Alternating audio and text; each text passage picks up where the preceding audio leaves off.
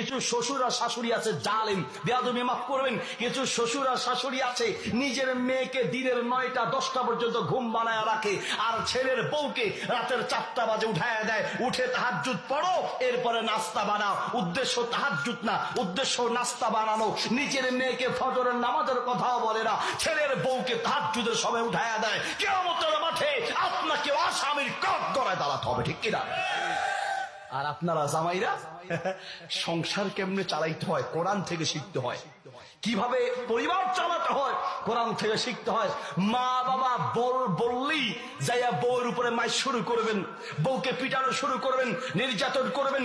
ইসলাম এই সুযোগও দেয় নাই। হ্যাঁ, বউয়ের পক্ষপাতিত্ব করে মা বাবার সাথে খারাপ আচরণ করা যাবে না, তাই বলে বউয়ের উপরে নির্যাতন করবেন, ইসলাম এই সুযোগও দেয় নাই। ইনসাফ আপনাকে করতে হবে।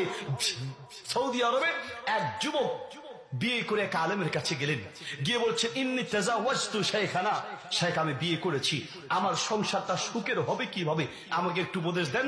1 নাম্বার উপদেশ দিলেন, শোনো, তুমি তোমার বউকে দিয়ে শান্তি পেতে হলে তোমার ঘরে ইসলাম ঢুকাও, তোমার ঘরে দিন ঢুকাও, তোমার ঘরে আল্লাহর কোরআন দাও, তোমার ঘরে নবীর হাদিস দাও।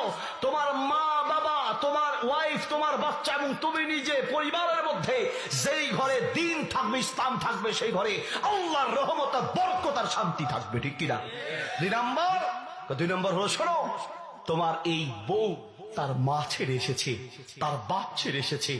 একটা মেয়ে তার বাবার যে কি পরিমাণ কলিজার টুকরা, আমারও 2 ছেলে 1 মেয়ে আছে, আমার মাত্র 3 বছরের একটা মেয়ে।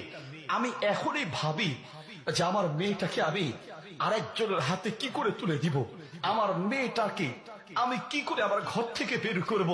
আমার এখনই চিন্তা লাগে, একটা মেয়েকে তার বাবার কোল থেকে নিয়ে আসার মানে সেই মা বাবার কলিজার টুকরাকে নিয়ে এসেছো, ঠিক কিনা? আর তুমি কথায় কথায় শোনাও, এই মেয়েটা তার মা বাবা, আত্মীয় স্বজন, ভাই বোন সব ছেড়ে তোমার কাছে এসেছে। তুমি আর তোমার মা বাবা মিলে যদি তাকে মা বাবা আর আদর আর ভাই বোন সমস্ত পরিবারের সমান আদর আর ভালোবাসা দাও, তাহলে সংসার সুখের হবে। আর না হয় মেয়েদের চক্রান্ত বড় কঠিন, এই মেয়ে তোমার পরিবারকে ভেঙে টুকরো টুকরো করে দিবে, ঠিক কিনা? বউ ঠিক করতে হয় কিভাবে, ইসলাম থেকে শিখতে হয়।